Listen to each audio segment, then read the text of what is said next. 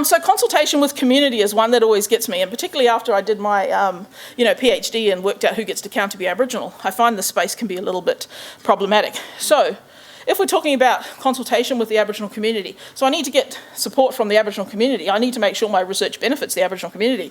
I need to make sure the community has full and proper access and have control of the research. So I'm thinking, how the hell am I going to do this on Facebook? So is the community an individual user? Do they count? Does their voice count? Collective users. What about Aboriginal organisations? Do I need to get them, their Facebook pages, to agree with my research? I'm not really sure. But is there an Aboriginal community online?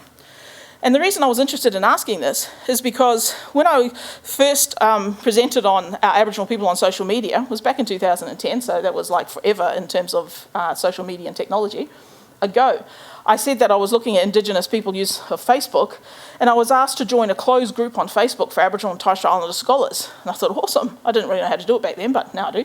So I asked to join the group, and 2 members of that group had to determine whether I was Indigenous to be invited into the group.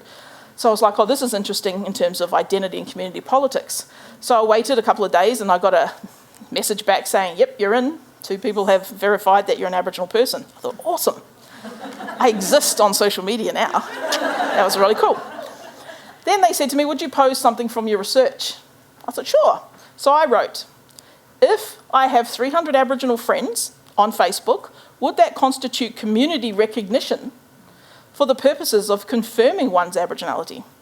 So those people who don't know the politics of the confirmation of Aboriginality, I don't have enough time to speak to you today about that. But needless to say, Aboriginal people have to confirm that you're an Aboriginal person. It's a tedious exercise, has lots of problematics. So I posed the question, and I got a response back saying, community online, there's no such thing. Community is community. I thought that's interesting, because I thought I was part of this community. And I said, oh no, I'm just posing a question. This is not my standpoint here. This is just a question. And they wrote back saying, are you even Aboriginal at all?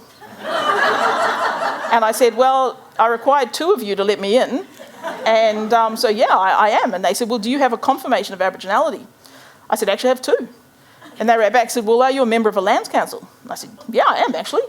I'm a member of our local lands council.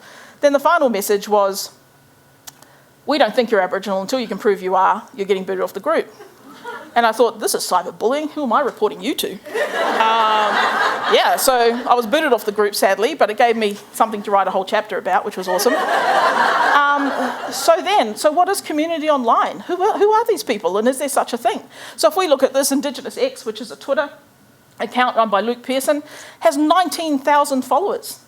Is that not a community? Is a community not representative of people who have something in common, who are thinking roughly around the same kinds of things, are interested in the same kinds of things? Is this not community? Blackfella Revolution, which is a highly political page, has 65,000 people who follow it. Sovereign Union, 14,000 people who follow it. And large proportions of those are Indigenous. And if Indigenous people are using social media at 20% higher rate than other Australians, are we not a community? I think we are. So how do I then, on my ethics application, say that I've consulted with the community and will have an ongoing relationship with the community?